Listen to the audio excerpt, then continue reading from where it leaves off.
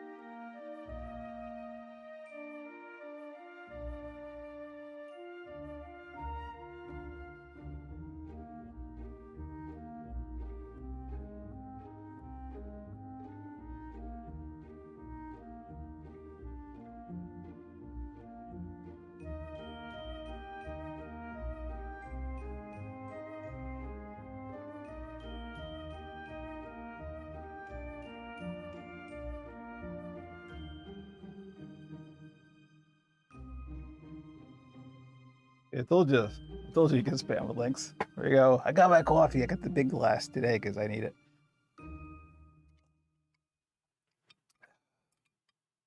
Oh boy, gotta put the Threads link. Actually, I remember.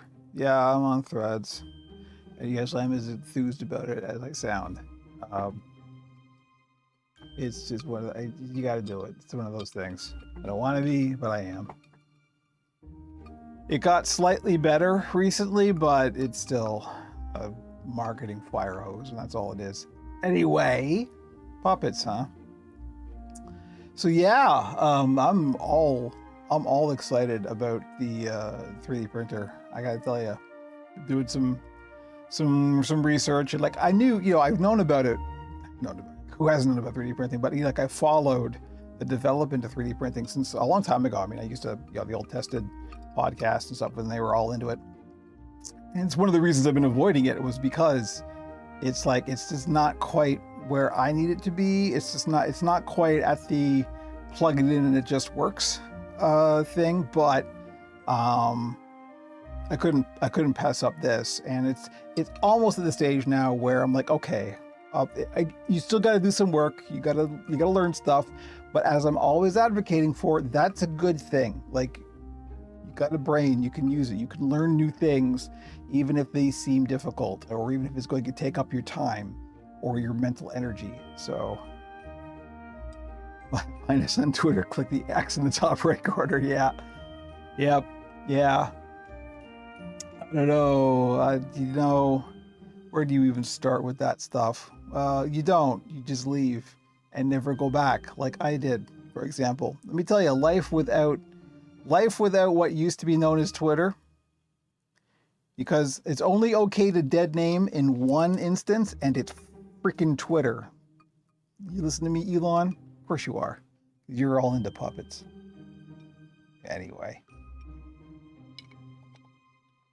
How y'all doing? I'm in a mood, as you could tell.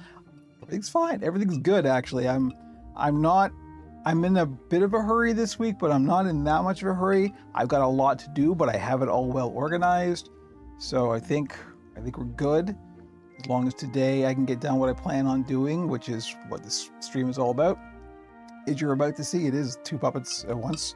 2 smalls, both of which are commissions, interestingly enough. Most of what I'm doing this week is actually commissions, or, the Greebly counts as a commission because it's not going up on the shop. So yes, the AC has been fixed. Thankfully, it was fixed that morning. They were just restarting it. So yeah, no, that would be the first thing I'd be complaining about. In fact, if the AC wasn't fixed, the build stream may not have been happening. It's because it gets so hot in this room, even with the AC on, that without it, like we're in the middle of yet another heat wave. So, but yeah, no, it's okay in here. It's tolerable, You're not going to be subjected to the shirtless build stream quite yet, or ever.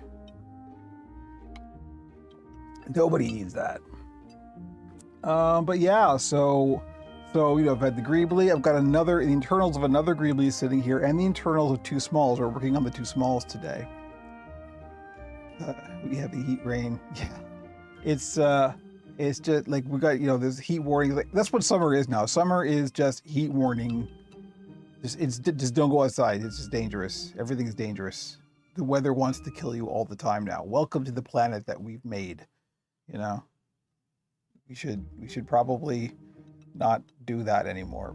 But I saw a post on Mastodon the other day. Somebody was saying, it seems pointless for me to be constantly trying to reduce my use of plastic and reduce my carbon footprint and live green and when all of that carbon offset, which is a bit of a myth anyway, all of that carbon offset stuff gets completely ruined the second one billionaire takes one unnecessary private jet somewhere. Dribbles in space, hello. Wear a coat and sweater. Don't wear a coat and get wet. Yeah. Hello. Wow. Everybody's here. Look at this. How you doing, Joe? Nice to see you. You Celsius people. Demon Dreamer. Hello. Nice to see you. I gotta finish my coffee. I actually have to get going on work here. The first thing I have to do, I can actually do on this camera anyway. So let's just do that. I have 2. Let's go to the top cam just to start so you can see where we're at. Got 2 skins cut out here. A green small and a, yes, rainbow small. Hello, Scarlet. Scarlet's in the audience. I know Scarlet will be excited about the rainbow small. This is almost the last of the rainbow fur. I have enough left to make maybe one more thing. Maybe a Greebly body or something, but not a whole thing. I don't know. I might be able to take another small or something, but that's it.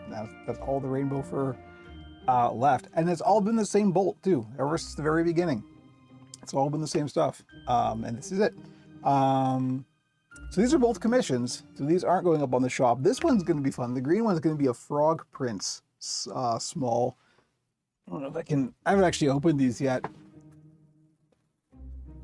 I got these are actually cake toppers. Because the client wants a little crown for the top of the Frog Prince Small. So I got these. I'm not quite sure how I'm going to attach them yet, but I'll figure something out. I gotta open this. It probably sounds great on the mic. It's not cooperating. I can't open it. If only I had some scissors or something. There we go. Yeah, the little crowd. Look at the little crowd. Look at that little crowd. That's what's going on top of the frog Prince Small there. So there we go. Well, I buy fabric by the bull. Well, I buy it by the yard, right? So, or sometimes 2 yards. I've never bought more than 2. Maybe I have bought more than 2 yards. I think I may have bought more than 2 yards a couple of times. Never on purpose though. 2 yards is plenty. I don't have a lot of storage space, so I try to only get it by the yard. But yeah, sometimes you can try to eat popcorn. That'll be later. Popcorn is one of the few snacks I can eat, so I tend to have it often, almost every day. So the first thing I got to do is to start pinning or clipping these together. So that is easy. We'll go to this cam to do it. Oh, and we can chat while I do that. Little loops of monofilament line to attach to the ground. Yeah, something like that. I might just, use, what I'm actually thinking of doing is just either cutting out or 3D printing a little kind of mounting plate and gluing it to that and then gluing it down. But, or I might just print a whole crown. We'll see. We'll see. Friday is going to be an interesting day. That's the exciting thing about the whole 3D printing thing is like, it's one of those, suddenly you can do everything, so you can't do anything. Like there's so much that I'm like, oh, wait a minute. It's going to solve a lot of problems. Like I know that there obviously is going to be a learning curve and there's going to be, stuff. Thankfully, I have some experience in 3D modeling, so if it wasn't for the fact it was attached to a frog, I would attach it up to fur. Yeah, paralyzed by choice. Exactly. That is exactly it. But so what I've decided, and I'm doing the podcast basically here. But what I've decided is I just got to do sort of like goal-oriented things first. Like, what do I need to do? What do I need to accomplish? How do I get there? What do I need to build for that? Rather than just going all the things, right? So we'll see. But after the learning curve, it's just going to solve so many problems. Rainbow Small is going to be called Rosie, but my wife rightfully decided. So I was going to say I didn't get permission to say who it was for, but clearly, so this is per Gerbils in Space. This is going to be off to the UK soon enough. Ethan, hello, nice to see you. Let's go back to the National Puppetry Festival. Awesome. One day I will get to something like that, I promise. We're kind of at that stage now where I'm thinking it's time to get out and do some personal appearances, Rainbow Small's current name is Ro. Very good. Very good. You're seeing the genesis of Ro right here. Would you like to see Ro's internals? Here's the skeleton. Yeah, there we go. Yeah. Hello. Yeah. It's cheaper and easier to Mexico than to Canada. I found that out this week. Yeah, no doubt. Stuff is falling all over the place. One of the things I had to do to get ready for the 3D printer was make a place for it to live, because this printer is a bit bigger than what I was planning on getting. But of course, this was too good of a situation to pass up. So I'm like, okay, I'll figure something else out. So I had to clear out some space. And that meant that actually has affected the build stream because, sorry, they're now called Bo. 5-year-olds kind of come through mind. Of course. Well, here's the beginnings of Bo, then, right here. one of the things I had to do to clear some space in the shop once I found out what the footprint of the new printer is I had a big gaming monitor here there's a little stand that I use that's got a little cabinet on it. That used to be where basically like the computer desk, it's actually an old aquarium stand. It's a long story. But that's where I had a monitor arm, and there was a big gaming monitor there because this used to be where I would game as well. During the pandemic, I just kind of, I gave the office exclusively to my wife so she could focus on her work and not have to worry about me doing stupid stuff while she was trying to work. So I would game in here. But ever since, things changed and our schedules got a little bit more flexible, I moved all of the gaming stuff and all the game streaming stuff into the office. And so the shop is just used for shop stuff now. And so the big gaming monitor here was really just overkill. It didn't need to be in here. But what that means is, so I had two monitors. I had the big 32-inch gaming monitor, and then I had a 19-inch monitor that was just the secondary monitor. I've mounted the secondary monitor, the 19-inch, to the wall now, which is very nice. And I just got rid of the 32-inch. So I'm actually working with one monitor for the build stream for the first time today. This is all new. And it's fine, actually. I'm making use of something that I never make use of on Windows. I always do it on Mac, particularly on my laptop, because obviously there's one screen, but the multiple desktops, I never use that on Windows. I don't know why. It's right there. But I am using it now for the build stream, so I can switch back and forth between discrete. Like, here's the browser, here's Discord, here's OBS. It's good. It's all fine, actually. Such torture, I know. I assume you've seen pictures of the office. You know how many monitors. I'm one of those people who's just like, give me the freaking Batcave. All of this, give me the wall. Just do it. I'm like that. I'm overkill on my monitors. I'm trying to reduce my dependency on the monitors. It's time we separate puppets and video games. Never the twain shall meet apart from once a fortnight. Oh, that would be a video game joke. Well done. It's like rainbow. Yes, you're not wrong. So anyway, that's the long story of what's going on. It doesn't look any different to you, I know, but it's quite a bit different to me, and I actually think I like it. This is pretty good. I can see everything. I've had to, because I'm old and eyesight and all that stuff, and because the monitor's further away now, it's up on the wall, I've had to increase the scaling to like 300% just so I could read chat. I remember running multiple monitors with CRTs. Yeah, that's a whole thing. Level of the footprint of that. Not only the footprint, but the weight.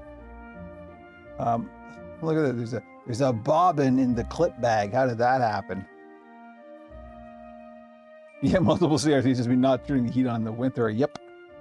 And that's another thing. Even, like flat panels, they still give off heat. Like, there is less heat in the studio now that I've moved the big 32-inch gaming monitor out of it and into the office. I had an old monitor in the office that I've been needing to either replace or just get rid of for a while, and that's basically what I did. I moved one monitor went down to the curb and got snatched up immediately, of course, because it's fine. It was working. It was just old and low resolution. I didn't really need it. I just replaced that with the 32-inch that was here, and so it's all fine. Like my office is exactly the same layout as it was. It's just that I've got one less monitor in the house, kind of thing. So one less monitor in the studio, but it's fine. This is pretty good.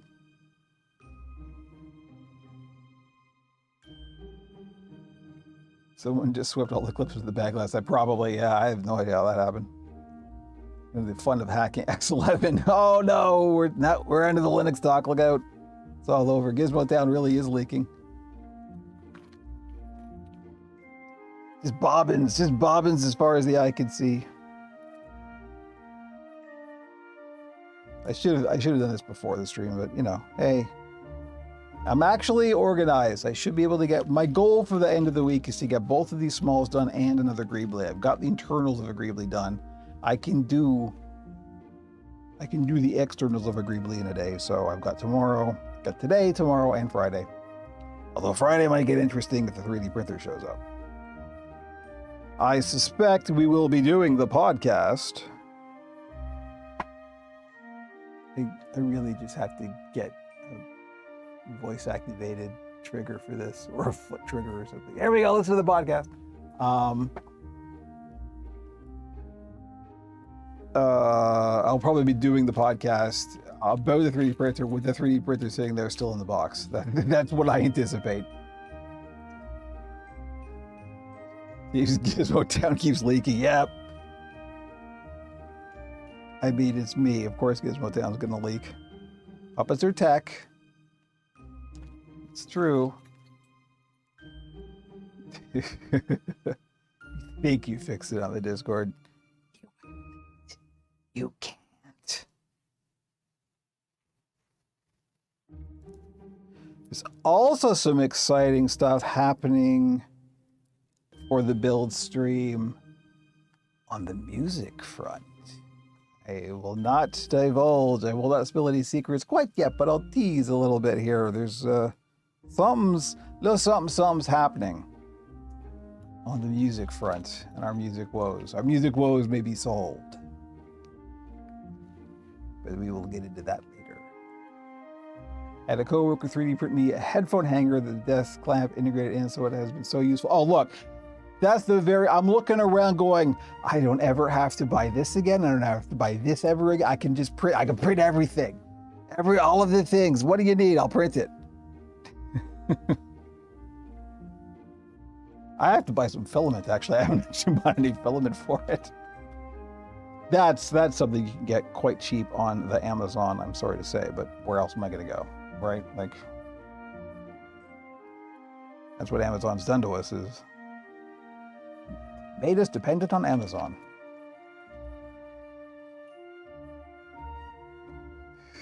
Recorded my first album, shooting Puppet Building Thai for 2 hours. Yeah, I don't think so. It's a Yoko Ono album. All right, there's one skit is clipped. Now we get to do that again. And then Jimmy was building the 3D printer while doing a podcast. You know, that could be a bonus stream. That would not necessarily be a bet. Oh, you know, we could just do, I could be one of those people who goes on the Makers and Crafting channel, and instead of doing all of this, I could just point the camera at my 3D printer and print something for 72 hours and get 100 views. I'm not bitter. Print the Goku. There you go. And then everyone will just sit and watch that, and they'll get tips.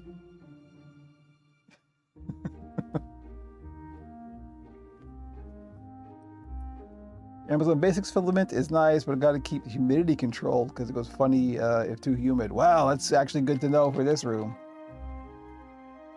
It would be good just for the YouTube hours, just saying. I don't know if I would want that on YouTube. Hello. You know, you're not wrong.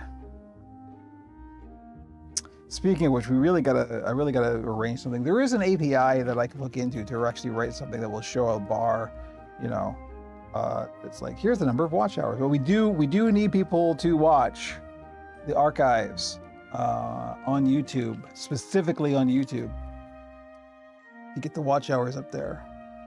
I didn't look today. I'm not sure what they're at, but they're not that much further than we were last time. But we're still over halfway. We're about 3/4 of the way towards what we need for watch hours on YouTube, which is pretty good. And we've still got like till the end of the year, so we can do it.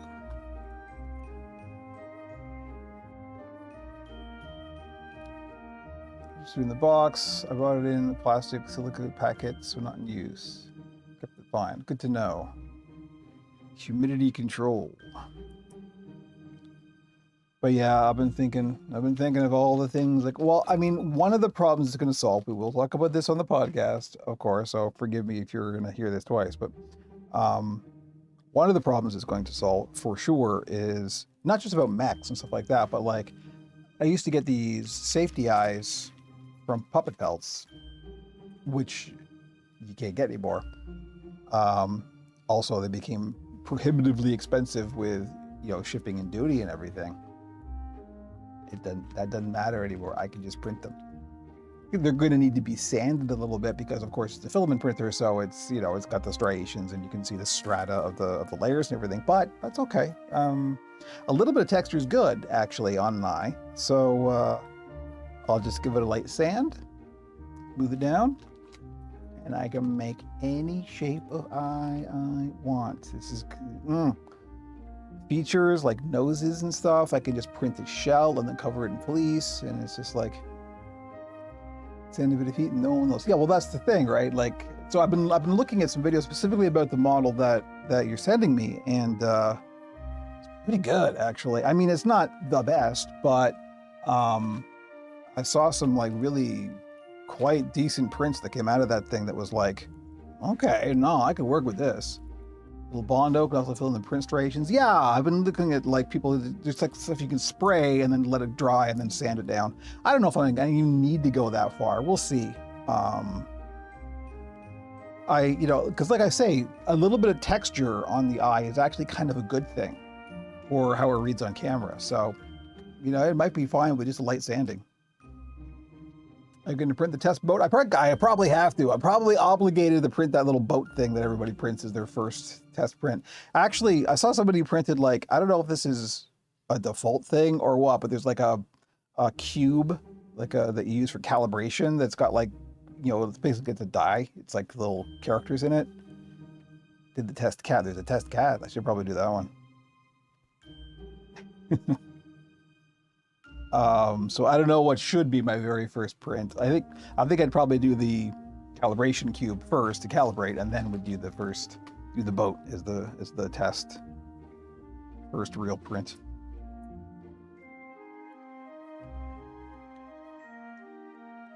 But yeah, I'm excited. The whole new world opening up.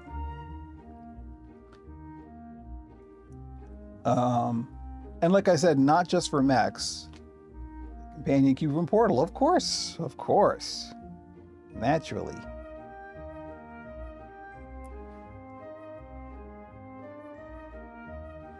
But I need to move into it slow, obviously. I didn't get carried away and, you know, suddenly I can build a Skeksis or something. It's like, no, just rein it in, dial it back, make what you need, then expand from there kind of thing, right?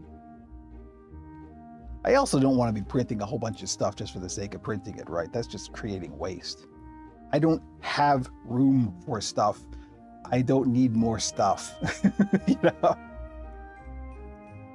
Yeah, resin printers are real interesting. I don't ever want to, I mean, I deal with enough goop in this. I don't like goop. I don't want to deal with goop.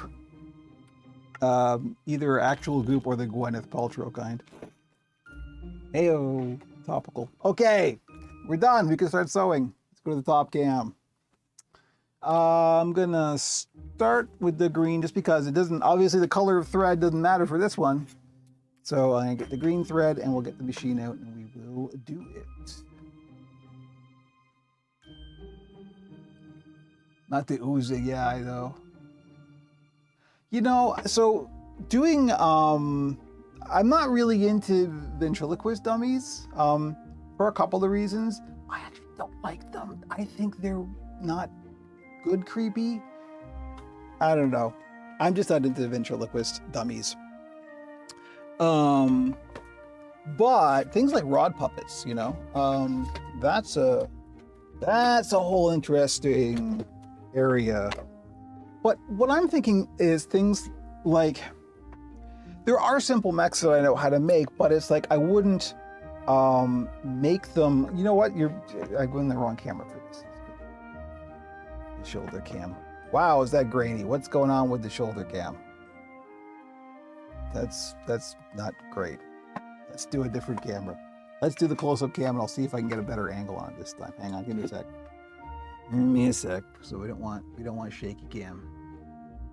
We'll see if this will be okay. Go.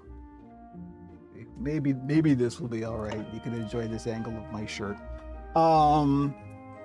There's some things that I've always wanted to do that I can do that, like, again, simple styles of mechs, that if I was gonna do it just for me, just for a puppet for me, for example, here's a perfect example.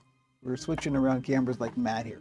You've all seen this before. This is the BJ Geyer Muffin, aka Arthur, on the Oracle. It's wonderful carved foam rod puppet from BJ Geyer. Now the mech is very simple, but it's just got a little like key ring, and fishing line, and that's how it works. And that's great for this kind of thing. And it's a professional puppet. Like, this is how Muppets are done, that kind of thing. But as we talked about on the last podcast, I'm going to keep doing it. I'm sorry, I have to now. It's the law. The over-the-shoulder camera is off. So yeah, you know what? I did the camera check, and of course, something always. Anyway, back to the subject at hand. That's fine for this, and this is what we talked about on the podcast. Is that, like, a professional will take this and just fine and work with it, no problem. But I wouldn't sell something like this on the shop because it doesn't look finished. It needs a nice kind of handle and a trigger and everything. And that's the kind of thing. It's like, how would I even, 3D printer is how you would make something that was nice and finished. And so there's whole new possibilities of stuff opening up. So we're gonna go to the close-up camera. I'll worry about the shoulder cam later, because I don't know what's going on there. But anyway, this should do. I get paid for link, right? Wait, you get paid? Yeah. So we're gonna take the orange, the Greebly orange. Mm-hmm. The only currency I accept. Good. So that's the only currency I got.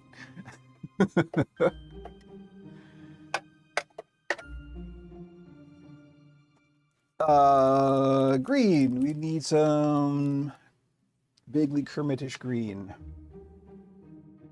What I got in the old thread rack here. Have I ever shown my thread rack? I have a thread rack. How about this? It's a little light. I may not have the best possible green. I know I'm out of shot. That's actually pretty darn close. Okay. I think I have a bobbin. It's got this on it, but I think I put the bobbin back in the clip bag anyway. Just get an empty bobbin. We'll thread the bobbin. Maestro, some threading the bobbin music. I know you can't see this because it's up on the top and I can't actually point the camera at it. The camera's too low down, but anyway. Trust me, we're threading a bobbin. Yeah, I can move this into the... There we go. Now you can see the bobbin. There. It's a bobbin threading.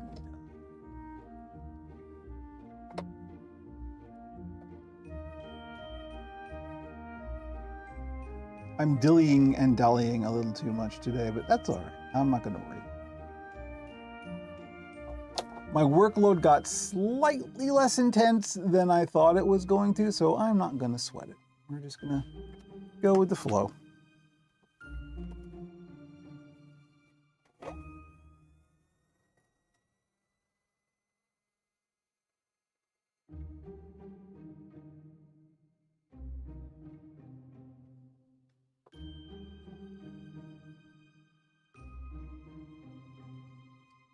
Breccia in charge of you. We just put a short up regarding that. I don't know if you've seen the most recent short video, either on TikTok or Instagram or YouTube or Threads. But yeah, I don't know. I'm not sure where we're at with the Operation Puppet Cannon. Look, it's me. I'm in charge. That's just the way it is. Technically, I'm only in charge of the weirdos, but it turns out that everybody here is a weirdo. So that's the most recent plot development.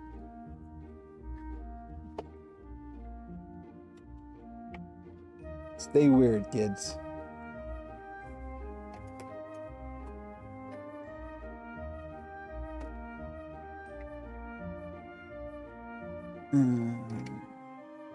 I remember I had a thread sewing machine in public.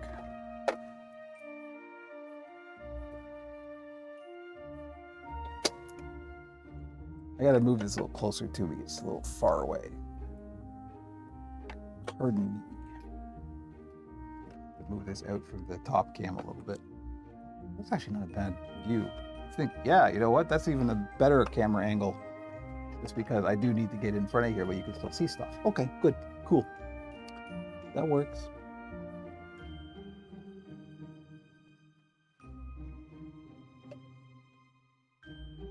What was that? Type these links out by hand. I don't know. I wouldn't believe that. I've seen you typing things spontaneously, Scarlett. It rarely comes out as intended. If that were the case, all those links would be wrong. Wait, are all those links wrong?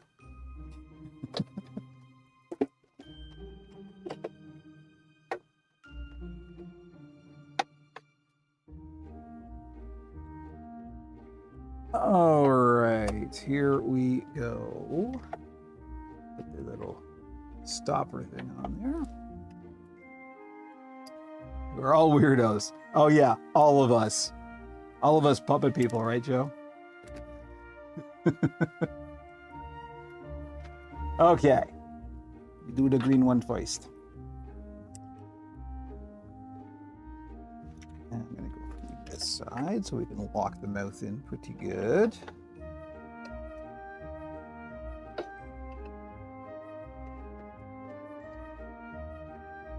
My stuff was just the same name as the slightly wrong, like all the scan pages. Aha! Agenda revealed. Close up the One Ring.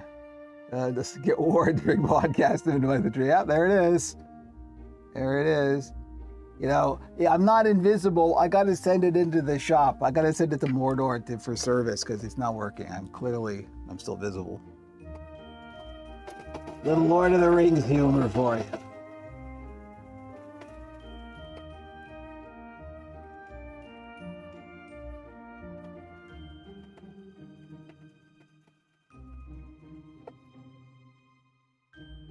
Sauron's support division is in the pits. Literally, it's a pit. That's what it is.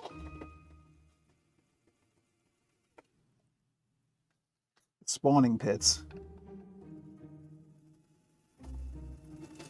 I think it was just farming gear in the spawning pits.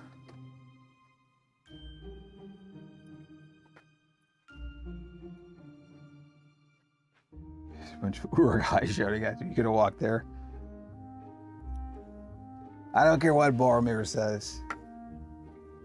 Basically, if you're not gonna walk into Mordor, what you gonna do? You're gonna Uber into Mordor.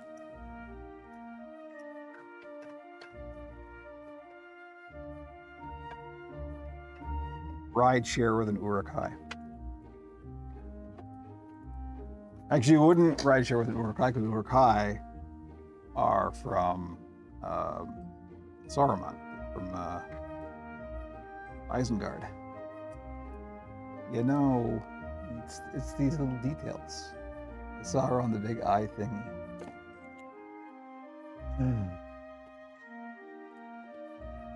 Yes.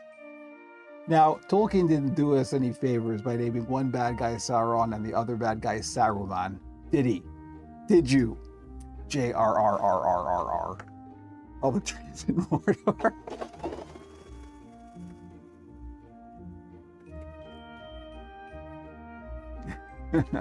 Yeah, Sauron is the big eye thingy.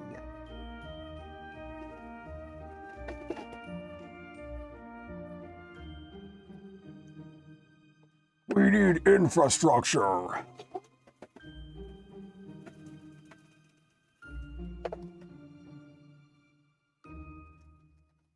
Actually, they're orcs, so they would be speaking with a Cockney accent. We need infrastructure. That's what an orc sounds like. J.R.R. Tolkien was not classist.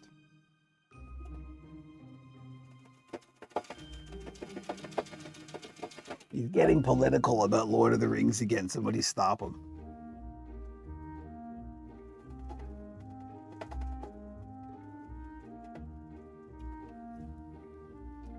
Replacement bus services are on, yeah. Is this the Mount Doom route? Because, really, I got this ring that needs to go back.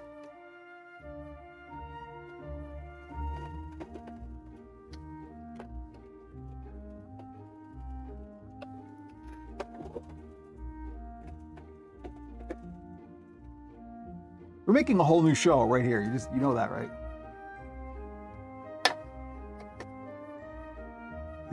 Meat on the menu again.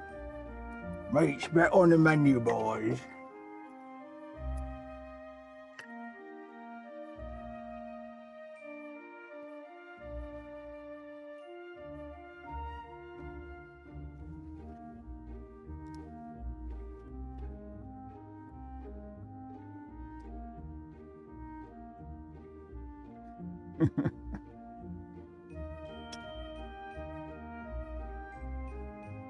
We need the right to shoot a lot of things, JB. I think that's just one of them.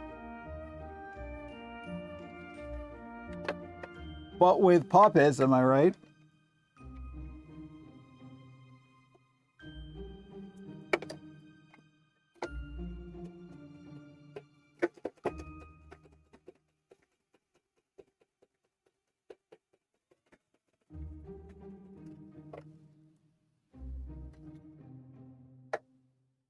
Star Wars fan video. Look, we're cutting it in the deep cuts now.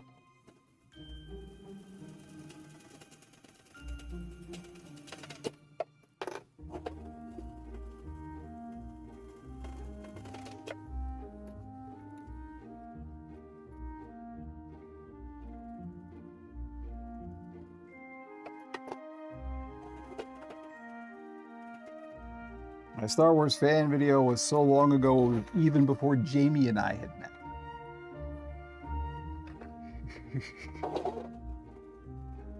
That's how long ago. That's how in the mists of ancient time when mastodons rounded across the tundra.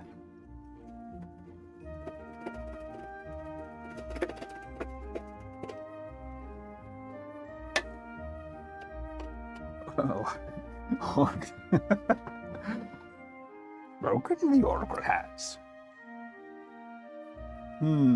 That's pretty good, actually. The Oracle as Yoda. It says here I'm supposed to say, spoken the Oracle has, but that's incorrect grammar. I don't, why would I ever talk like that? What?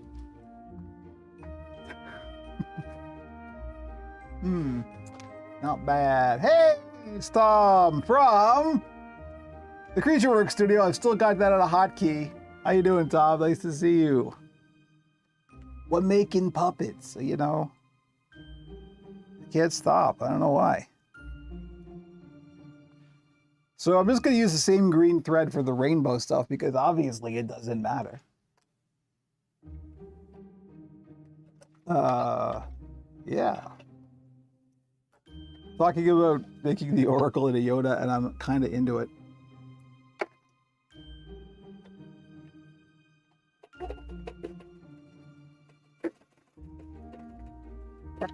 Oh, these are just empty platitudes. It sounds like Gwyneth Paltrow wrote this. What's going on?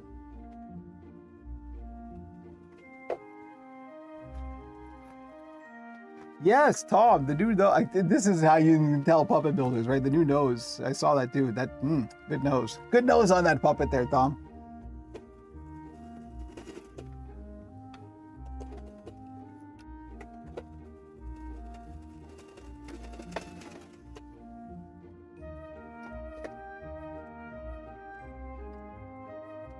New marketing clever guys have the Oracle try and read lines like Yoda. Yeah. Have you heard of this hot new thing? It's called the Star Wars. Gust, it's like 1,000 years old. What are you talking about? We're just doing the live Oracle right here.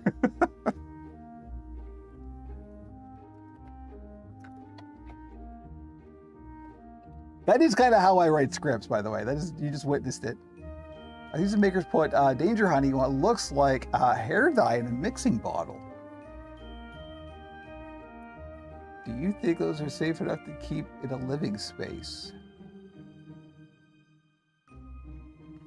I don't know. The thing about barge is it vaporizes. Like there's a solvent in it that vaporizes. That it can leak out pretty bad. I would not trust it. Like, for example, when I just opened this tin of Danger Honey, and they had it sealed up with tape. Like this stuff, even when it's closed, the stuff will vaporize. So I would not recommend doing that.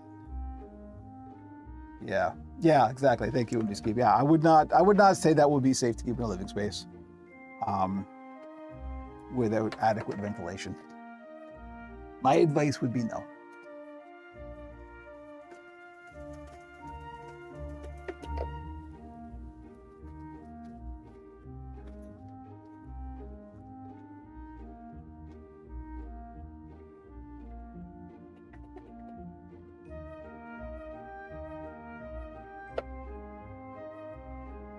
Oh, it's getting hot in here. I may have to open the door.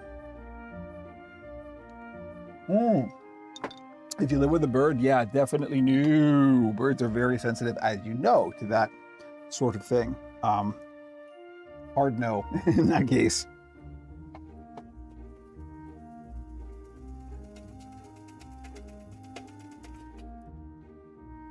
That's the name that I couldn't think of. Thank you, Tom.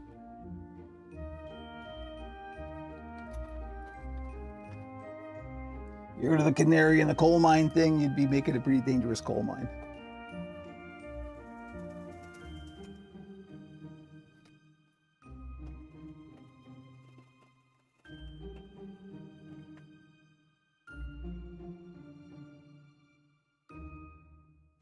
That's probably a question for Tom. I've never used the Tulane free stuff. I've only ever used barge.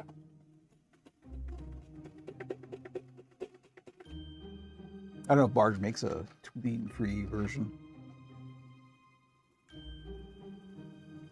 I would expect they'd look at that and go, no, with derision, no, of course not. That's not real.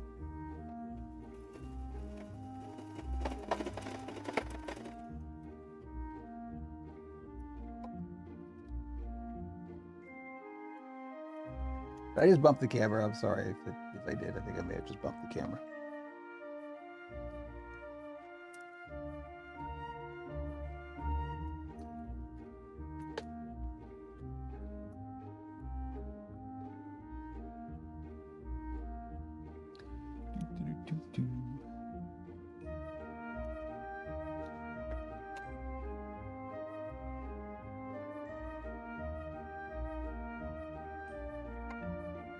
Exciting sewing machine action. It's okay, after this, it's going to be exciting hand sewing action.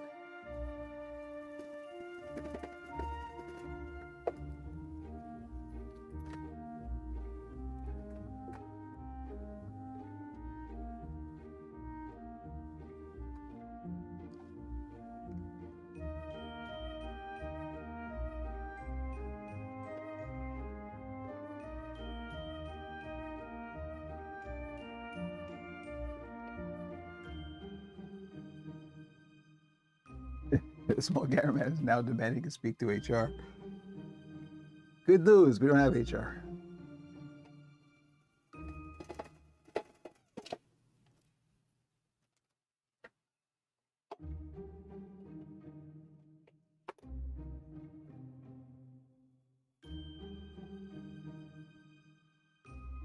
I want to know how I could work so fast. This is how.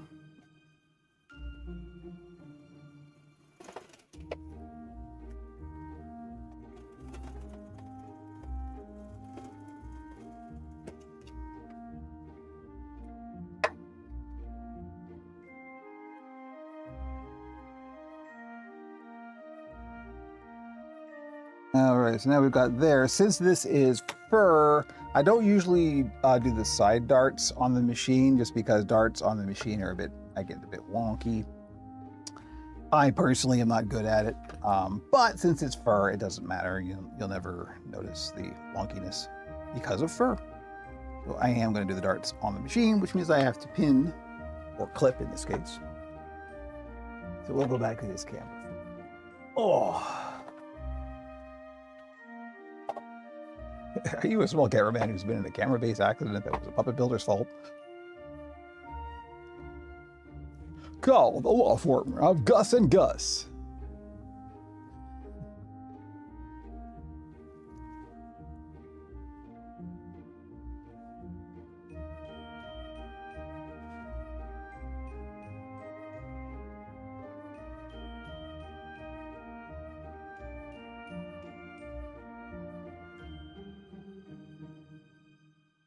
You'll notice how I just opened that clip with my teeth.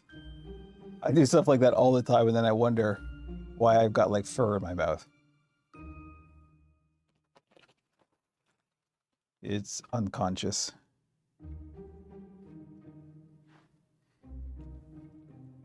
I really may have to open that door just to let the air circulate. Excuse me. Maybe Jimmy will come in. We're not planning on gluing today, so that should be fine. But maybe we can get Jimmy to come in. Forgot to turn the air conditioning up. HR never your friend. Oh no, remember everybody, HR not working for you. They are working for the company. They're there to protect the company's interests, not yours.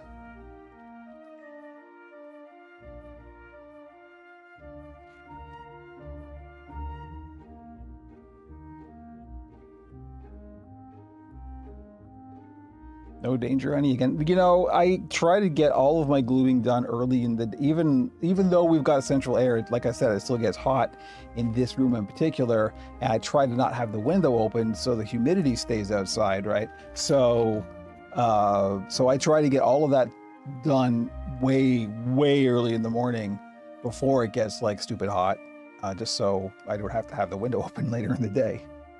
So no, I'm afraid there's not going to be a lot of gluing until the heat waves calm down, because I'll be doing or we'll start streaming it, you know, 8 in the morning, which is not going to happen. I am not stream worthy at 8 in the morning, I tell you. All right, our darts are clipped. Let's go to the close-up cam again. I always have fur in my mouth. You know, it just gets everywhere. It really does. So many jokes. All right, here we go. I'm going to start from the top because, of course, this being fur, it's going to shift around and it will be misaligned at the bottom, but that's okay because we'll just trim it off. So, boycott OP, wait a minute, hang on. I've lost control of chat. Like I ever had control of chat.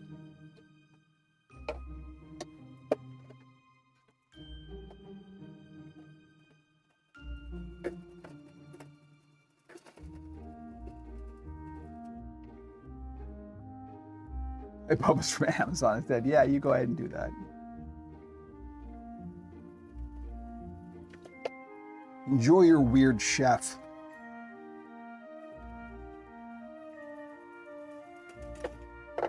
This fur is getting really close to the camera. There's really no way for it to go. Sorry, now I know you can't see anything. Cut them up and customize them. You know, you can. There is another puppet builder who has a video specifically on doing that. I'm not sure it's worth it.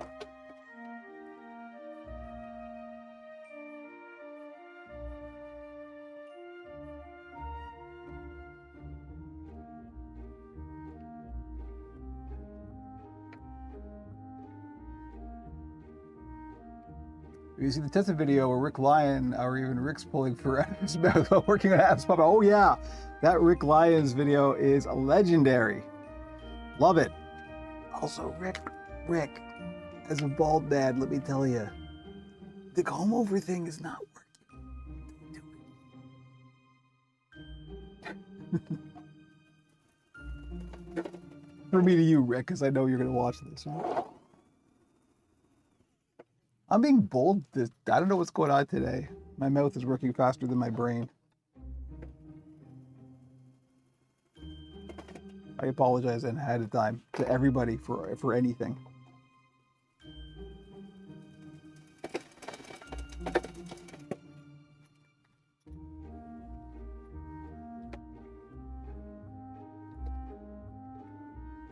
All right, now we get to trim. So back to the chat cam, so you don't have to see a close-up of my jewelry anymore. Then we get to do some hand sewing. Yay.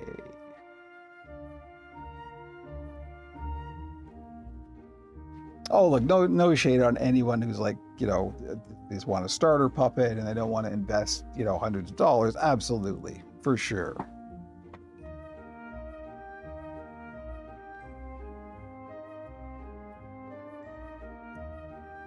I'm just kidding. No shade on anybody for anything, including the aforementioned Adam Grudinger. I hope Adam is doing well. I honestly haven't checked in a long time. Did have a difference of opinion over the NFT thing, but still wish him well.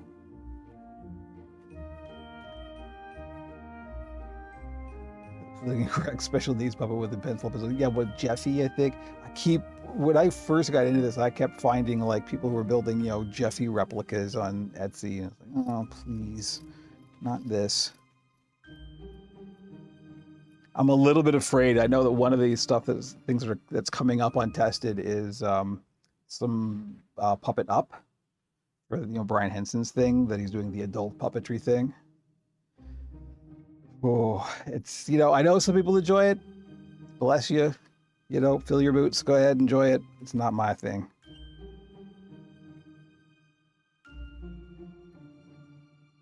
But you know what's going to happen is everyone's going to be posting that stuff at me.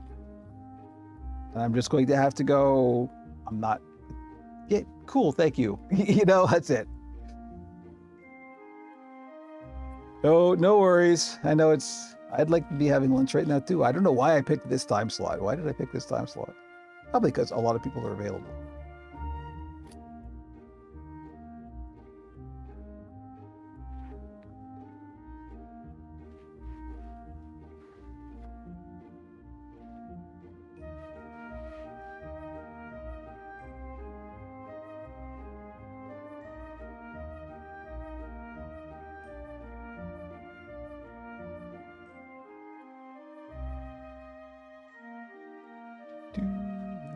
Trying not to cut the stitches.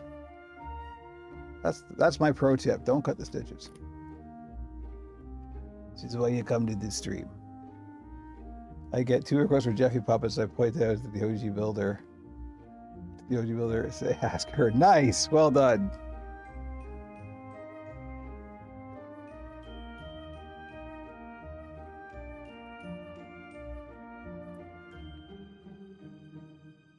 Yeah, every time I get a request from somebody like, could you build me a Kermit? No, and here's why.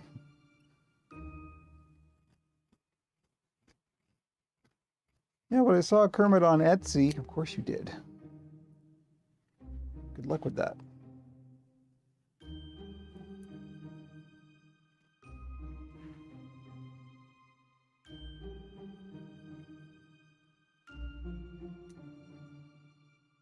I'm getting fur all over. I got so much rainbow fur is everywhere.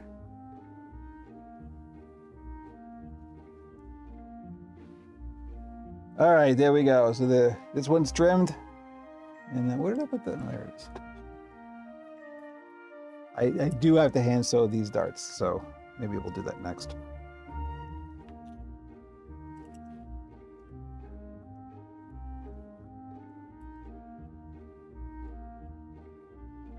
Does it end at dinner time for you, Scar? That's good to know. Are we talking dinner? I guess we are talking like the evening meal, right? Because remember, dinner has 2 senses. Like in the UK a lot, it's like dinner is like, dinner and supper seem to be synonymous in North America, but not other. I don't know. I don't even know.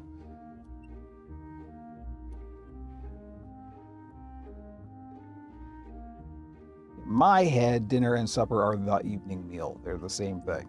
But I know some people use dinner in terms of like lunch, the afternoon meal. Linguistics is fun. Somebody get Susie Dent on the phone.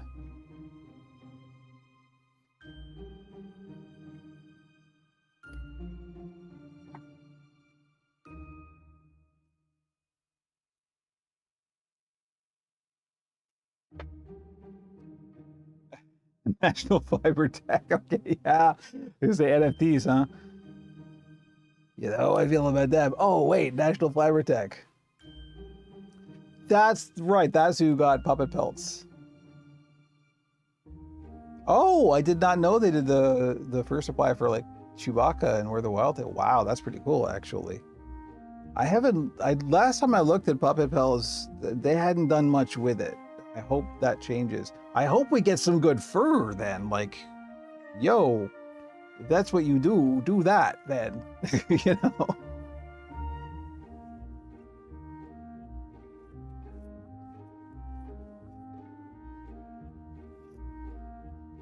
I did not know that. See, this is why it's good to have a community of people who know stuff, because then you learn things.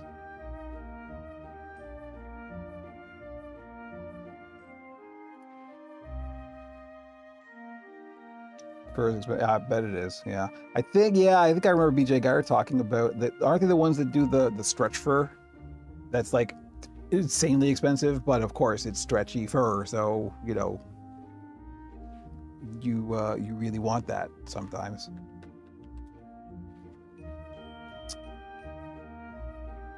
Well, I bet they're regretting their choice of an acronym now. Yes, this is NFT. No, we don't do NFTs.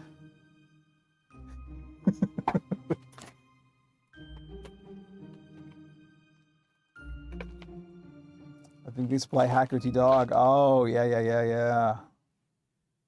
That's why that fur looks so good. That's why it looks like they just pulled it off a dog. What a terrible thing to say, Kevin. Go home. What's wrong with you?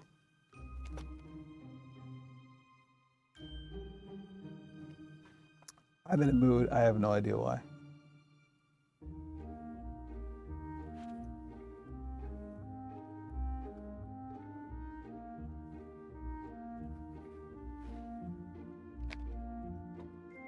Not a bad mood, just a sarcastic mood.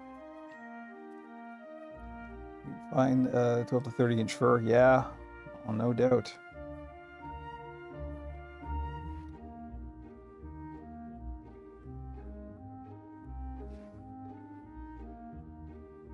Tom, maybe you know. You got your ear to the ground.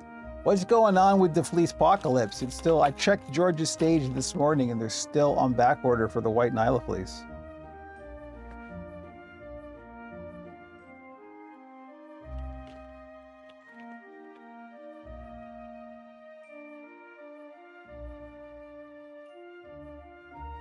Free Man's Closet, that's pretty good.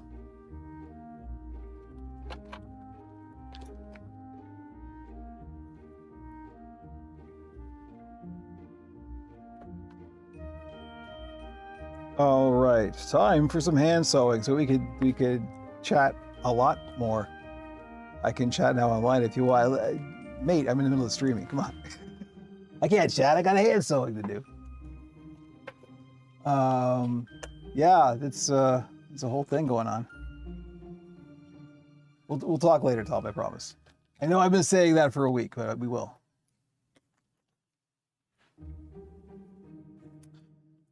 Okay, here we go. Not sure if you have. Oh, you mean like live chat? It's not impossible. It is currently not available. Yeah.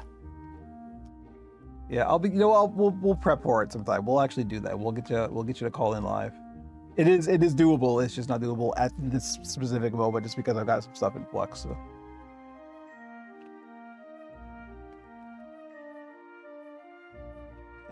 Where are all my needles? Where did they all go? Okay, there's one. They sunk down into the tomato.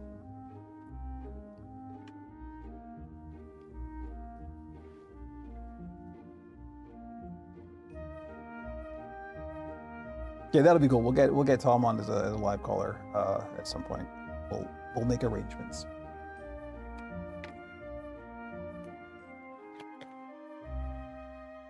That'll be exciting. Live call-in guests on the build stream. At last, you won't have to listen to me do all the talking. Most fleet suppliers are in China. Things have been taking time at the shipping yards due to striking workers. Okay, you know what? That's fine. Let the workers strike. Support labor. 100%. Now we know. There we go. The solution to the fleet apocalypse, and we have podcast content now. We can, I could steal this information from Tom and then pretend that it's like our own information. We should have Tom on the podcast sometime. That's what we should do. Again, technically possible. Just gotta arrange some stuff. We'll do it all. We'll do it all, Tom. I promise.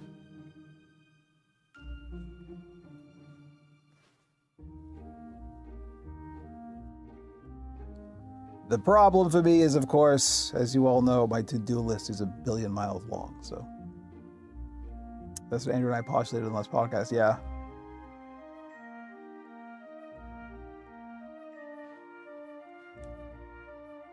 Yes, indeed.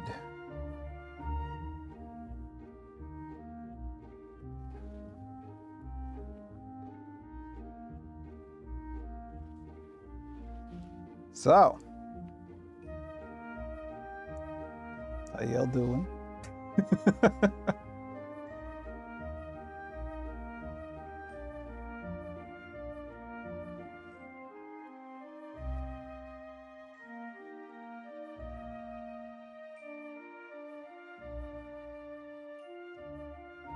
Yeah, I think that speaking of Andrew, we're going to be proving Andrew right very much in the Kevin's going to get the 3D printer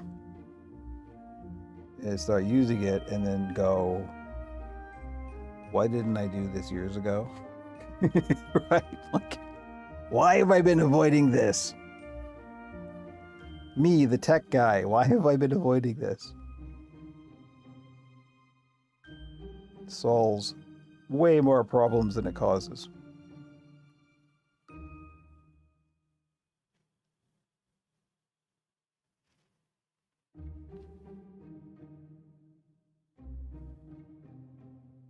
Another thing I really got to do, speaking of the to-do list, is that FAQ video series. I haven't even started shooting it yet. Scarlett has been kind enough to put together a document gathering the questions, though, which is super helpful. So thank you to them, of course, as always.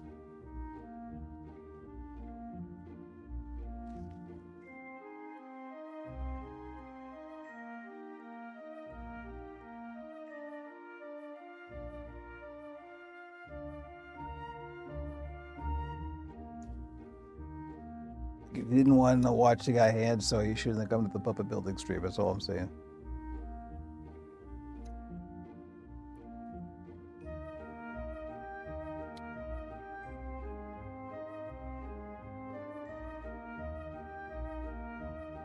What? Tom, are you serious? You found somebody who can make the original Antron? Supposed to say that in public. We're supposed to get a monopoly and capitalize on the entire industry and then turn into Elon Musk of the puppet world. I don't know. Don't do that. Like seeing AI make Google Talk.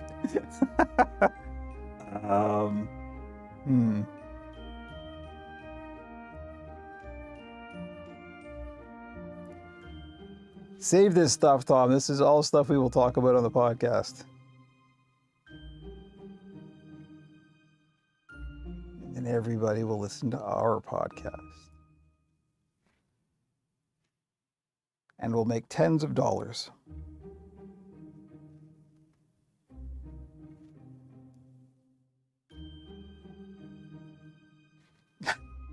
Good job.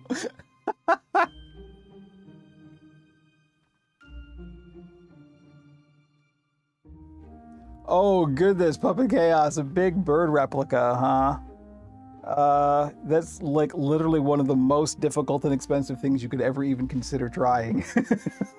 Find a big bird. That's kind of it. Find an ostrich and hollow it out. Yeah, I honestly wouldn't even know where to tell you to begin. Like, that's such a job. Wow. Wasn't it like your average big bird suit costs like $300,000 or something like that? It's yet go big bird or go, oh yeah, that wow. I mean, how you would do a budget version of it? Oh boy. So A, use fur instead of feathers. And do like a hoop, like a hoop method of like, hoops with netting. It's I couldn't even begin to describe it.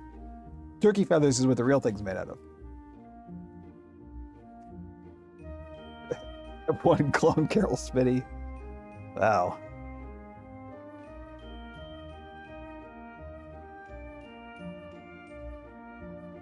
Tom, here's a question I've always wanted to know, and as you are in the know, you may know.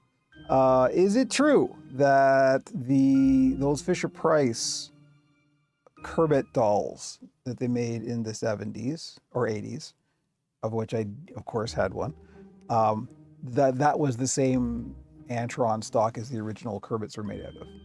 That is the rumor, of course. I've never known if that's true.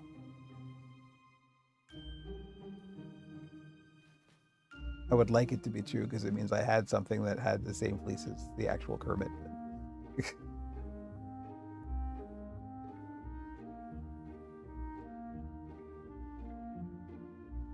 Yes, there we go. Confirmation.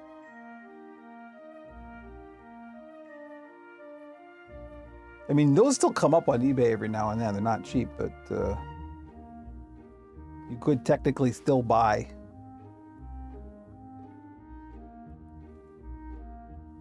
Yeah. This is why you shouldn't wear rings and sew at the same time. So why are you doing it? Every time Mixel one had a skin of Kermit.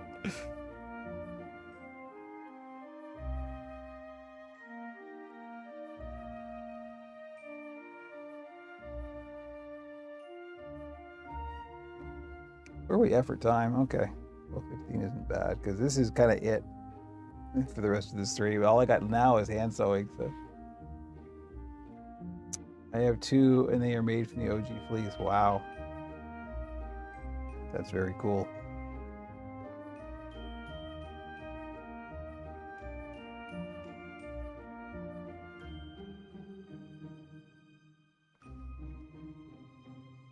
I really got to give that F3 stuff a shot.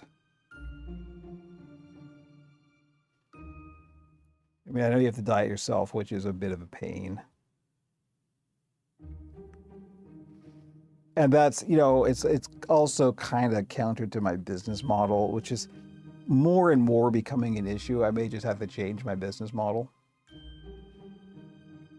You also need to get into the 3D printing. Oh, we've been talking about that all morning, Tom. It's there's a 3D printer flying through space as we speak. Will arrive here on Friday. Believe me, I got some plans. We're gonna be doing some stuff. Fear not. We'll be 3D printing all of the things. I'm going around the whole apartment going, I can print this, and I can print this, and I can print this.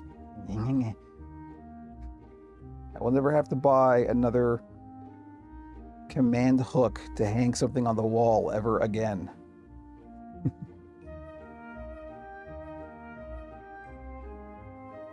I could just make new stuff, so there'll be extra stuff for the landfill. That's a good idea, right?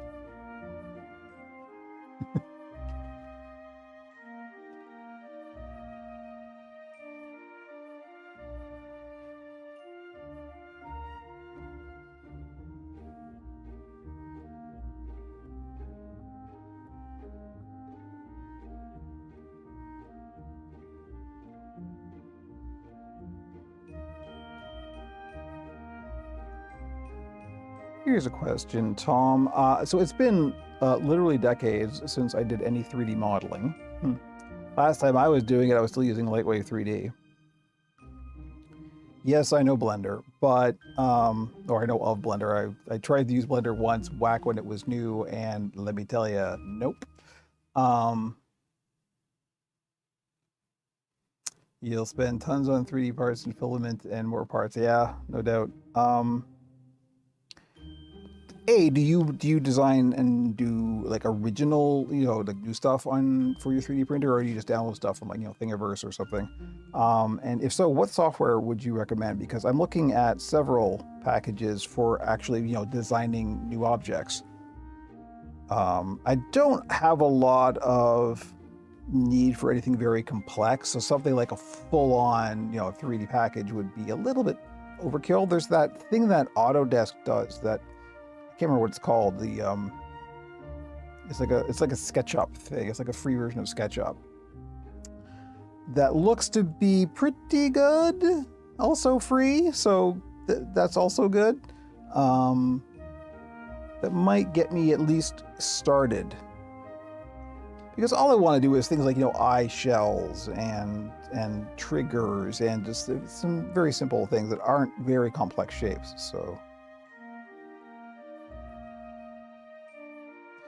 The fleece I picked up from Fabric Empire seems quality, not puppet specific, but it has that thick yet stretchy feeling. But I feel would be good. Also, what song is this? I swear it's on every live stream. It is on every live stream because this is a track from the stock place that I use for all of the Oracle stuff, which is called Production Crate. I think it's called Happy Steps or something like that. The only reason I'm using this is because I know it won't get hit with a copyright thing. That will be changing hopefully in the near future. And yes, it is on repeat because it's just, yeah, we used to use game, I'm blanking on the name. There's a company that does like remixes of Nintendo themes and that are supposed to be licensed for streaming. So they claim, but we got hit with not a copyright strike, but like a warning because of some of the music that we were using that was, again, supposed to be licensed for streaming, but the robots went, nuh-uh, I can hear the Final Fantasy theme in there, so since eventually we want to work towards being able to do memberships and stuff, I want to be able to have a completely clean slate, obviously. So, unfortunately, this is it for the music for now, but that will be changing soon. Secrets. But you're not wrong. This has been on at least the past couple of live streams. This is on also all my video vlogs, or vlogs as the kids call them. This is one of my standard background tracks.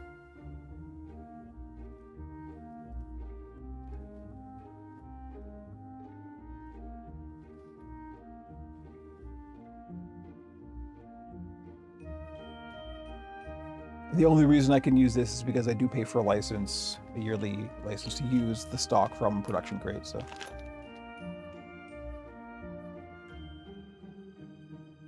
Oh, the fun of streaming and trying to not make anybody mad, including the robots.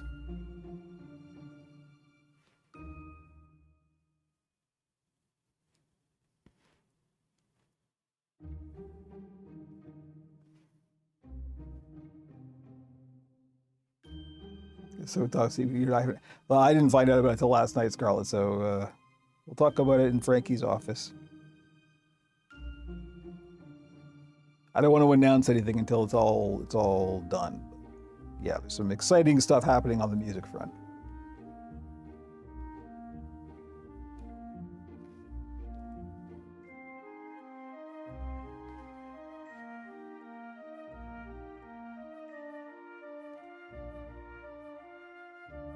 So there's how much I've done since we started this. Hand sewing is not fast, but it's nice. SketchUp is free and browser-based. I'll link it in Discord. Yeah, I have used SketchUp before. So that's definitely a possibility. I mucked around with the AutoCAD thing a little bit this morning, and it was pretty intuitive. I got through around it no problem. So, because that's the thing, I know there's there's Thingiverse, there's the few places you can go to get pre-mades, but I don't really want to do that. Just because I want the stuff I make to feel new and original, So. I remember when Incompetech was the standard for... Yeah, I still use the Oracle's theme is from Incompetech. That's the Dark Knight, I think it's called. Or Unholy Night. That's it. Unholy Night is the Oracle theme. Dun, dun, dun, dun, dun, dun. Pretty good. Yeah, that's Incompetech. Hey, of course I shot... I can't remember what his name is. The guy who does Incompetech. Didn't he also, isn't there like I gotta look at there's like a thing on YouTube where it's like, here's the YouTube music library, you can use anything here. I think he's got a bunch of stuff in there as well. Tinkercad, okay. Yes, that's the Autodesk thing that, I mean, I've used 3D Studio Max and Lightwave, so I can get around it no problem. I've got at least the basic concepts down. I was never that great at 3D modeling, but most of this stuff is all just like Boolean operations, and it's stuff that I've done before. So it's not that the part that's intimidating is actually precision, right? Of like actually measuring stuff, and not just making something that's the shape you want, but making something that's the size you want as well, and making two things that fit together. And that's the part that's kind of like, okay, that seems difficult, but you got to do it. But that's part of the interesting thing is like, suddenly like gearing systems become possible, and I don't want to get too far into stuff like that for the shop, because I don't want to sell anything with a very complex mech in it to the general public, just because that's just something that could break, and then anything is easy to break, I try not to sell on the shop. So you got to go light on the mechs if you're selling to the general public. If you're selling to professional puppeteers, they kind of understand how it all works, and that stuff does need to be repaired. But somebody who's just buying their first puppet and then they buy it and then something breaks, that's not a great experience. So you don't want to do that, right? I just put I didn't own the copyright in the description. It works for pirated films, Oh, let me tell you, the stuff people get away with, and then yet I get hit with a freaking. Again, it wasn't a strike. It was just a, hey, you can't monetize this unless you take this out or mute this. And it's like, well, it's background music. If I mute it, I'm muting me too. Not great. At least on Twitch, one of the good things about Twitch over YouTube is like Twitch allows you to do multi-track. You can specify what track is the vocal track and what track is the background music track, and then you can just like mute one, and it's like, okay, well, that's better at least.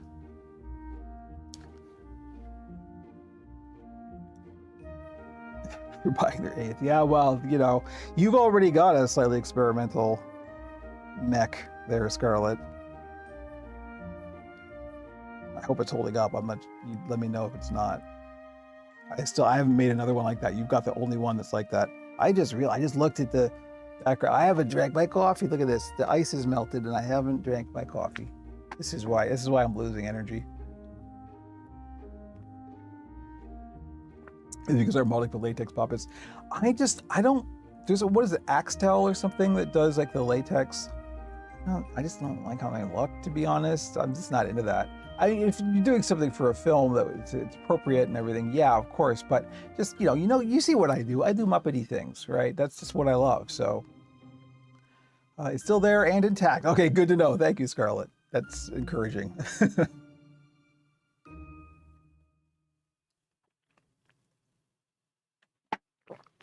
Like I said, even with the 3D printer, excuse me, I'm still going to go light on the mechs. I subscribe to the BJ Geyer school of thought on mechs, where it's that people tend to go a bit nuts with mechs and it gets too mechy, and like more mechs does not make a good puppet. A good puppeteer makes a good puppet, and a good puppeteer can work with a puppet that has no mechs and still make it a living, believable character. I am 100% on board with that. More mechs is just more things to break. I used to build latex puppets, think it's expensive fast. I'll bet. I'll bet.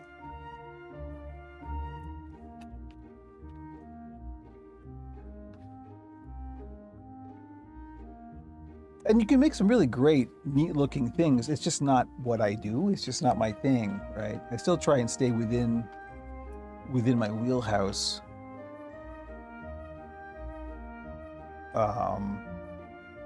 You know, and maybe that's limiting, but you know, it's just what I do. I don't want to spread myself too thin. It's just one of me, and I've got too much to do already, you know. And foam latex eventually dries and cracks. Yes. The original Animal Muppets mech is a coat hanger. Look at Tom just out here dropping the truth bombs. Wow. I talked to Terry Angus. Yes, Terry Angus. He posted online about Animal mech is built. So do I take it then that it is largely like the standard wire, bendy wire thing that me and Adam Grutinger and even BJ Geyer showed one of those on his streams, on his classes. It is basically just that, but they used a coat hanger. Wow, that sure is something. So that would mean that the Fisher-Price toy is actually more complex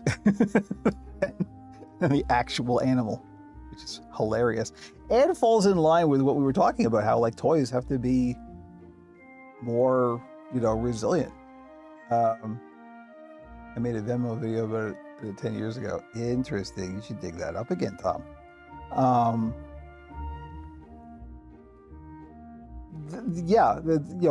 Professional puppets are often not robust. They can't be because of how they're made and because of what they need to do. Whereas toys do need to be, because toys are made to a specific standard that they have to put up with kids, right? So more complex, but easier to use. Yeah, that is true.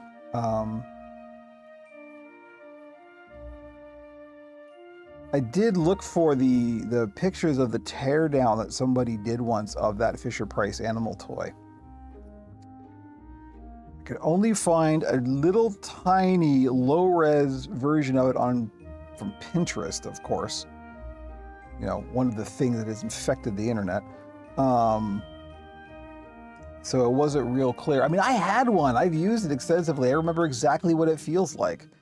But reproducing that is like, because there's a bendy bit of plastic in there. There's a plastic spring basically in there. I've used coat hangers and mechs myself. Oh, sure, like coat hangers are fine. Don't get me wrong. But it's just hilarious to know that the original animal was that. But you know, of course, like, you know, the only reason I use like the copper clad steel welding rods is because they're pre-straightened. Right? Like it's like with a coat hanger, you have to straighten it. But that's actually very cool to know. I guess it's easier to bend a coat hanger too. The welding rods tend to be a little bit stiffer. Like you gotta apply some force to bend those. You used to have the lid shut perfectly is you have to make clearance for the trigger to move distance needed to swivel the eyelid. Yeah. I do that all the time when I'm building, you know, the live hands, or not live hands, but not necessarily live hands. They often go in live hands, but you know, the standard wire eyebrow rigs, like what's in Frankie. Because I don't put supports in, I just use inch thick foam to support it. I often have to get in there and start carving foam out to give the trigger enough clearance to go up and down.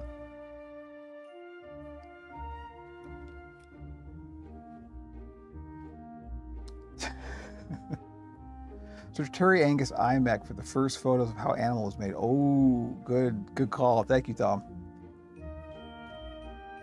Dry cleaners can be an odd look whenever I ask for them. You lock somebody in your car.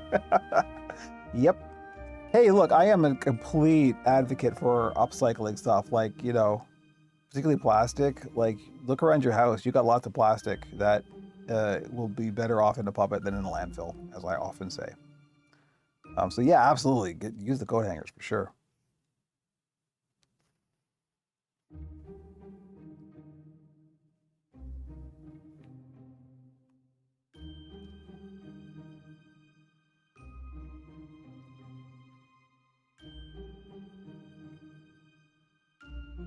Good chat today. Very good chat today. Thank you.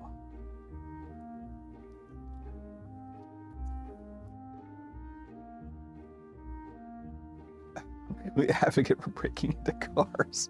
Don't break into cars. You know that piece of paper that says do the opposite of what Gus says? Also do the opposite of what Scarlet says, at least most of the time. At least in the live chat.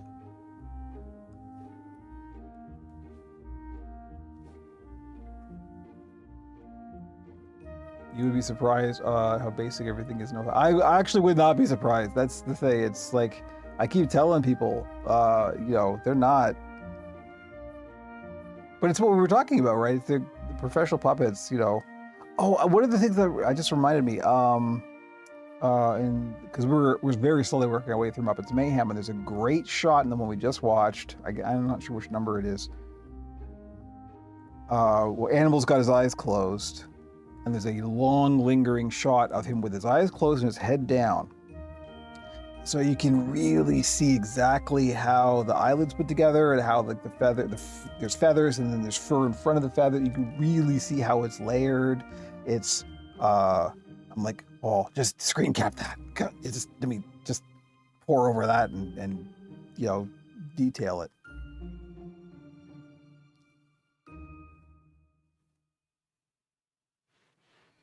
We're gonna do wolves. One moves is be chaotic and give bad advice, and this is be responsible. Yep. You know, I think we've all got those wolves.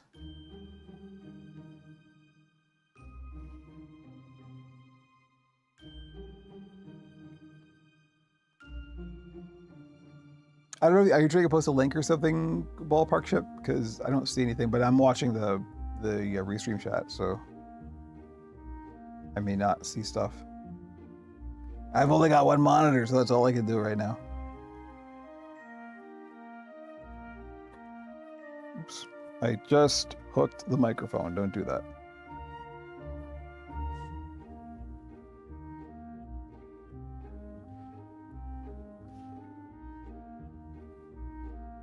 Let me see. You're on YouTube. Let me see if I can pop over there.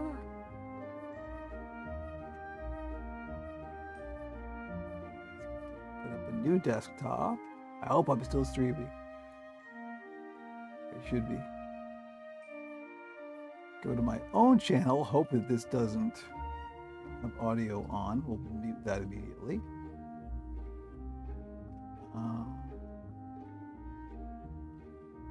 Yeah, I don't see a link. Scarlet's saying put it in the Discord. If you are on the Discord, I'm not sure if you are.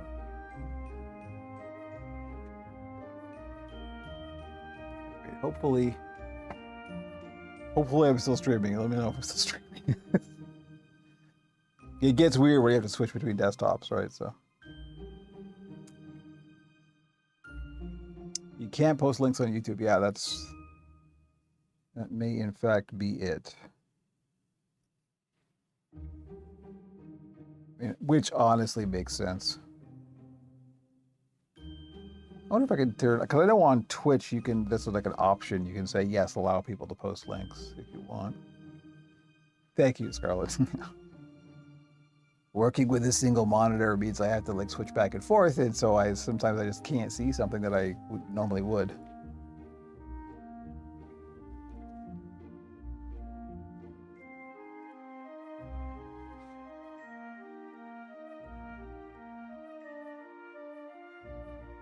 Hey, Scarlet, someone's asking for the Discord link.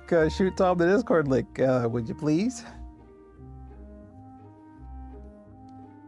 I like having a personal assistant. This is pretty good.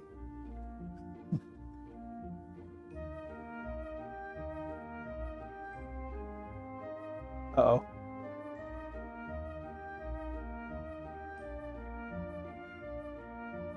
You are back in time, Indieskeep. We got, what, 20-ish minutes left?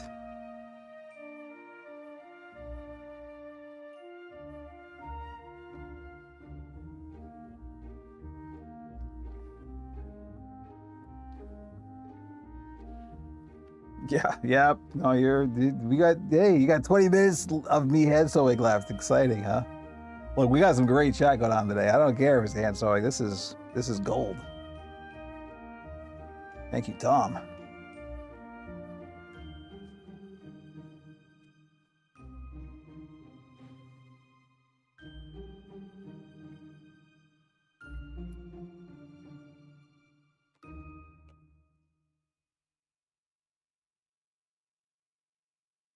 Spilling all the secrets today.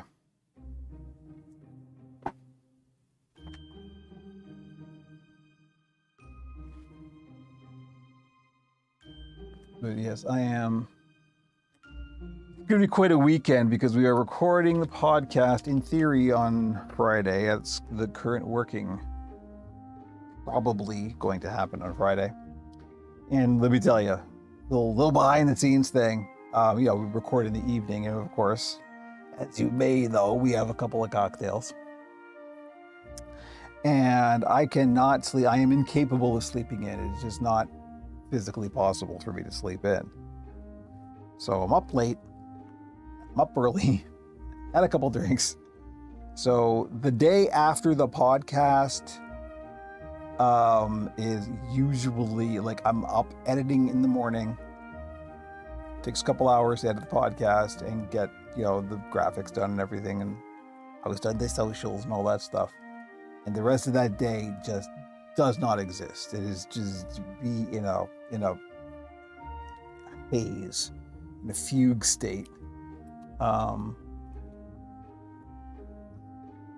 But because of all that, I'm going to have like this 3D printer sitting there, newly arrived, probably still sitting in the box.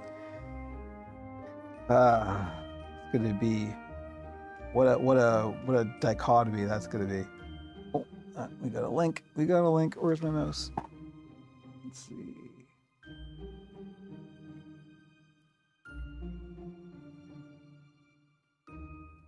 That's the standard. Yep, that's the kind of mech that, like, I make this all the time, and I know that this is the one that Adam Krutinger shows. This is a very common standard. Yeah.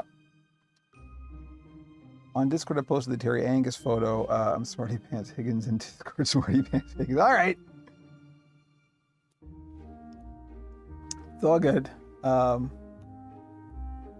I put something in the box, by the way, besides the 3D printer. Okay. I hope it's a good thing. I mean, what are the chances it's not a good thing? Am I going to get in trouble with the Border Patrol?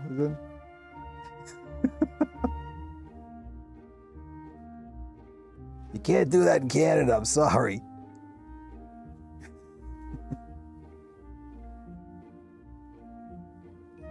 So you can do more in Canada than you can in the States, let me tell you.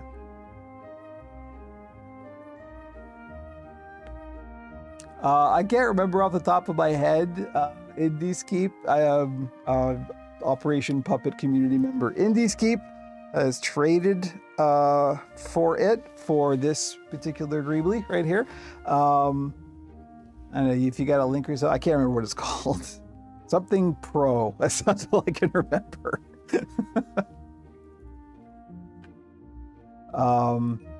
It's kind of a mid-range. It's it's a good workhorse kind of thing. I'm looking forward to it. It is a filament printer. I don't want to deal with the goop, so that's good. It's slightly larger than what I was originally thinking of getting. So 3D printer Magic 5000. Yeah, they already hit me with the paperwork. Yeah. The other one, getting hit with the paperwork, I had to pay the duty on it, of course. And yes, obviously, I was expecting that, but the thing is, the brokerage fees from UPS. Let me tell you, UPS. When your brokerage fee is twice what the actual duty is a problem. The problem is you, UPS. But anyway, it's all fine. It's still worked out to be an excellent and equitable arrangement. The Goop one is good for stronger prints. Oh, I'm sure. And also more detailed, right? That's the thing. That's why everybody who makes minis and stuff uses resin.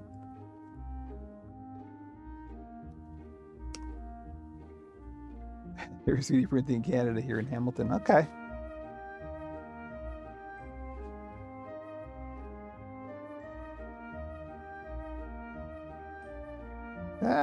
What's going on? My thread is getting weird. Okay. We're all right.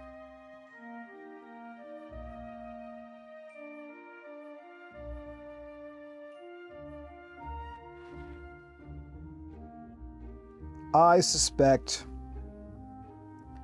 and I'm sure Andrew on the podcast, as predicted, will agree, that this is just the beginning of my 3D printing journey. I have a suspicion we are going to enjoy this quite a bit, and this will not be the only 3D printer that I'll end up getting. Sovol SV01 Pro. There we go. Thank you.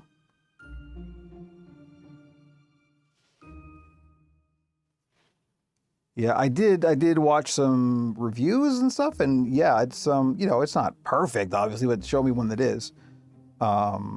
But it looks like a good, solid. It'll get the job done. It'll do exactly what I want it to do, and I think that's fantastic. So, an equitable arrangement all the way around. I hope you enjoy your Greebly.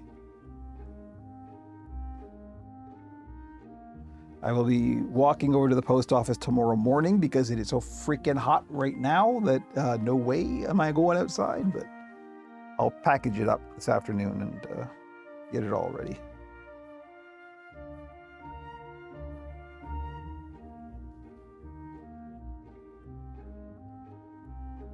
Hamilton's not in Canada, it's on Broadway. Also in Toronto, my wife just went to see it. I am not a live theater person. I actually find live theater stressful to watch because it's live. It's just a little personality quirk of mine, but my wife enjoys it, so she'll go occasionally, and she just went and saw Hamilton.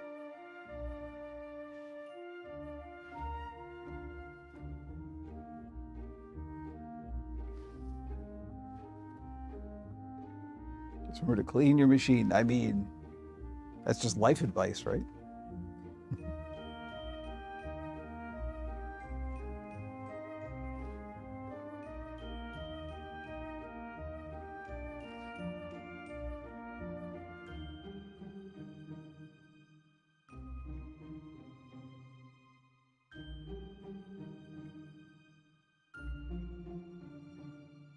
I mean, Scarlett, if you were, if we were on the same continent, I'm sure that something could have been arranged. Pesky ocean, always getting in the way.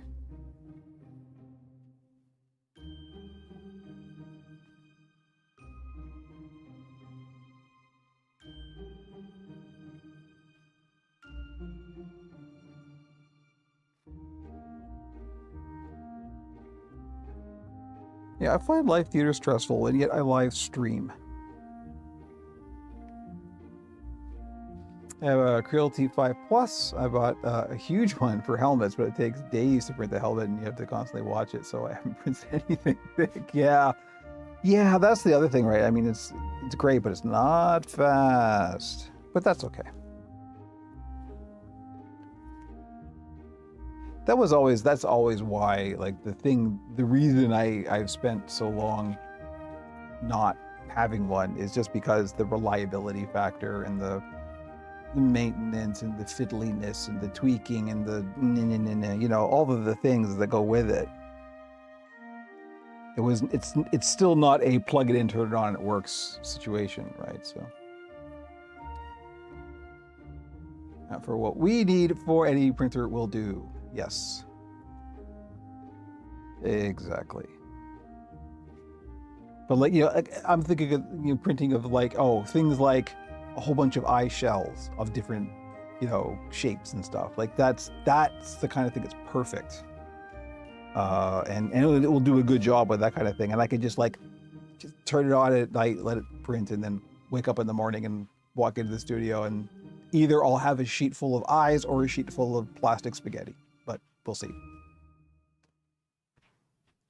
3D printing is just like any other tool, really. Yeah, no, absolutely. It all requires something of you, right? This is what I keep talking about in the podcast, and this is true for tech as well. It's just that, like, we have been trained. Here we go. I'm going on a tirade. We have been trained by capitalism to think that anything that requires effort is not worth doing. Because the last thing capitalism wants is for any of us to actually do things for ourselves, right? And so that is exactly what it's been, is that we have this inbuilt reaction that, this is going to require something of me. This is hard. I can't do it.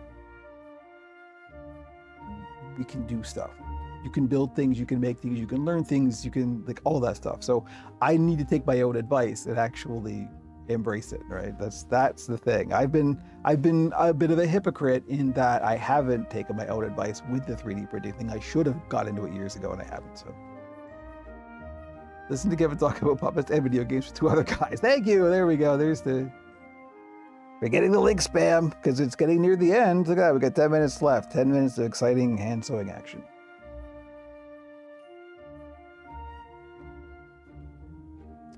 Yes, I am looking forward to the next leg of this puppet building journey. Hey, we're getting all Hallmark cardish. I just realized I haven't actually made a new video today. I'm not holding, I used to, again, I'm always go off on extremist tangent. I'm gonna make a video every day, and then of course I do it for a week and then get tired and go, I can't do this. With tech, don't get caught in upgrades. People will screw around with parts, etc., and run into problems. If it isn't broke, don't fix it. Only thing I upgraded was the silent motherboard. Yeah, yes, that is another lesson I've had to teach myself. It's like, again, capitalism has trained us, built-in obsolescence. You don't own the things that you own. Always get the new thing, and it's like I've really had to break myself of that. And also, we did talk about this in the podcast a while ago. It's like it's important. For a bunch of reasons, to try and keep your old tech running. It is better to keep your old tech running than it is to upgrade, right? So maintenance is always better. So yes, absolutely. I do think long and hard before I upgrade anything anymore. I used to be one of those people who just instantly, automatically buys the latest thing, but not anymore.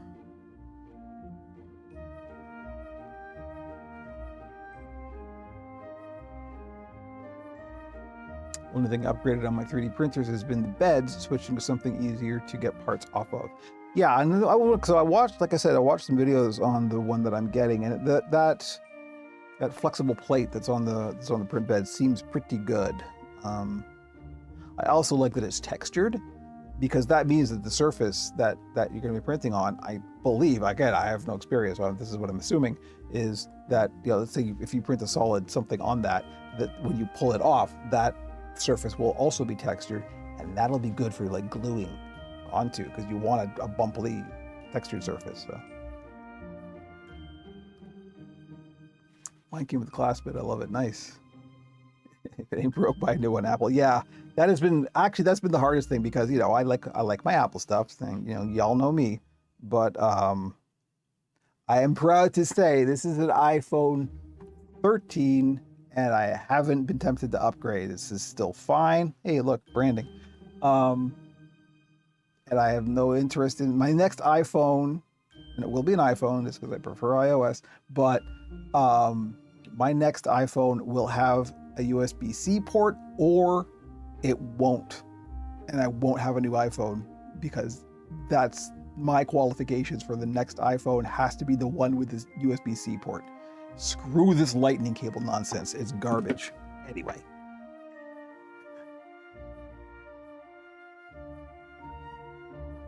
Back in the day, you needed to cover the glass bed with painter's tape, and then, oh yeah, see, that's the thing. That is, all of that stuff is, when I first started learning about 3D printing, that's the stage it was at, right? So it's like, no. Thankfully, we've had quite a few advancements since then, so. We're still not quite at hit the button and it works, but we're getting there. Nice sticker. How do I get one? Let me show you. Let me show you this. See this?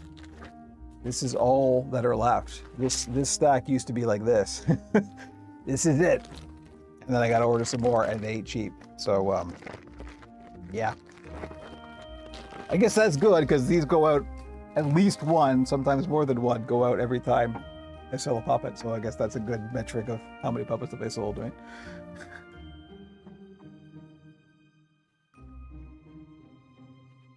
Oh, let me see. Ouch, I'm poking myself with a needle. Live on stream. Thank you, Scarlett. Yeah, we're getting ready to ramp up to the end here. We probably should just end it now because this is kind of it. So let's do that. Also, I'm hungry, as always. So thank you, everybody, particularly, ouch, I just poked myself while I'm talking. Don't talk and sew at the same time. Thank you. Particularly to Tom for all the valuable puppet building info. We got the inside scoop here. Tom, we will arrange some voice chat, I promise. I'm saying it here live on stream, so you've got me. Yeah, thank you, Scarlett, with all the links. I took a 3D printing course in 2006 when we had to learn writing G-code. It was like, yeah, I'm waiting until they master that, yes. I think we're probably at that stage now. So yeah, anyway, thank you everybody. As always, great stream. We are recording the podcast this weekend, probably Friday. That will be coming out. Also, go to Tom's site, creatureworksstudio.com. Tom, our friend, the puppet building power team here. We're just getting it. You know that meme with the two arms? That's me and Tom. Anyway, I'm going to go have lunch. Thank you, everybody. Stay tuned to all the socials. As always, join the Discord. The links are all up there. Hey, look at that. I said join the Discord and the link appeared. Thank you. Thank you, Scarlett. Thank you, JB. Thank you, Indies Keep. Thank you, Joe. Thank you, everybody whose names they're just flying off the top of my head. I'm hungry, so I can't remember anything. I'm going to go. Have a good day, everyone.